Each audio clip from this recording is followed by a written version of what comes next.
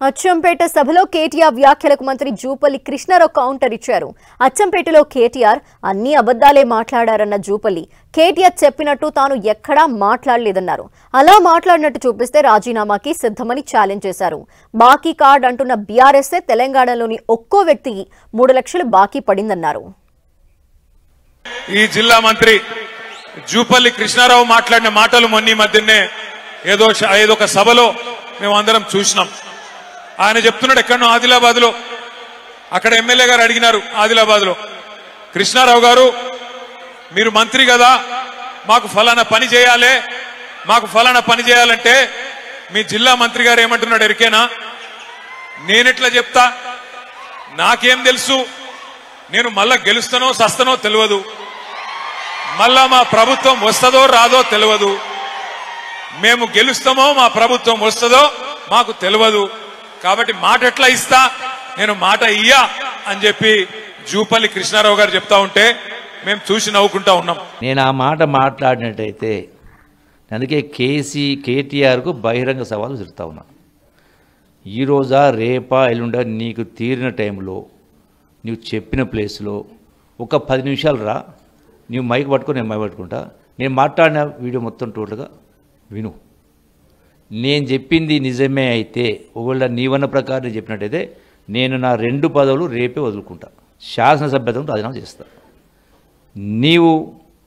నేను మాట్లాడింది విన్న తర్వాత మీరు మాట్లాడిందని నేను వక్రీకరించి మాట పొరపాటు జరిగింది, నేను ఒక తప్పుడు సలహా ఇచ్చిండ్రు, పొరపాటు జరిగిన ఒక మాట అంటే చాలు నిన్ను రాజీనామా చేయమని అడగా. పాలమూరు రంగారెడ్డి ఎత్తిపోతల పథకం కేసీఆర్ గారు 90% పూర్తి చేసినారు. ఏదులా పూర్తయింది, నార్లాపూర్ పూర్తయింది, వట్టెం పూర్తయింది, కరివెన రిజర్వాయర్ పూర్తయింది, ఉద్దండాపూర్ పూర్తయింది, మొత్తం రిజర్వాయర్లన్నీ పూర్తయినాయి. 90% పూర్తయింది. నార్లాపూర్ దగ్గర ఒక పంపు కూడా చాలు చేసి నీళ్ళిచ్చే అవకాశం కూడా ఉన్నది.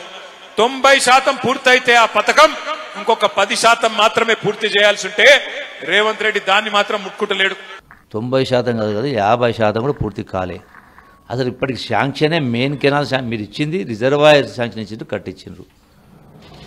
అవి కూడా కెనాల్స్, మెయిన్ కెనాల్స్ ఒకటి, మెయిన్ కెనాల్ పూర్తి కాలే. ఇంకా అసలు మెయిన్ కెనాల్స్ శాంక్షన్ కాలే,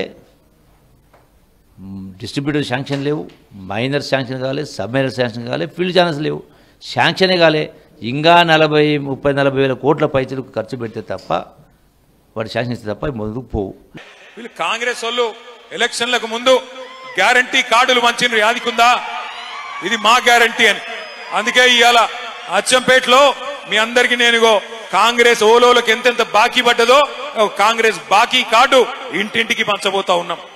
ఎంత బాకీ ఉన్నాడు రేవంత్ రెడ్డి అంటే, ఒక్కొక్క రైతుకు ఏదైతే 15,000 ఇస్తా అని చెప్పి మొన్న 12,000 ఇచ్చిండో, ఒక్కొక్క రైతుకు ఎకరానికి ఈ ఒక్క పంటకే 3,000 బాకీ ఉన్నాడు.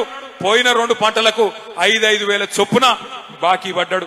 కేసీఆర్ ప్రభుత్వం ఒక ఆడపిల్ల పెళ్లి చేసుకుంటే 1,00,000 రూపాయలు ఇస్తున్నది. మరి నేను 1,00,000 రూపాయలు కాదు, దాని మీదికెళ్లి తులం బంగారం ఇస్తా అన్నాడు. ఇప్పుడు 8 లక్షల పెళ్లిలైనాయి. మరి కాంగ్రెస్ ప్రభుత్వం వచ్చినాక ఎన్ని లక్షల తులాల బంగారం బాకీ ఉన్నాడో?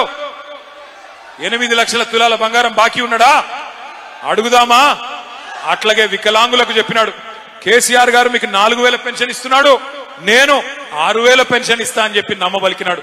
ఒక్కొక్క దివ్యాంగుడికి ఈ ప్రభుత్వం 22 నెలలకు గాను 44,000 రూపాయలు బాకీ ఉన్న విషయం మీ అందరికీ ఈ బాకీ కార్డు ద్వారా నేను గుర్తు చేస్తా ఉన్నా.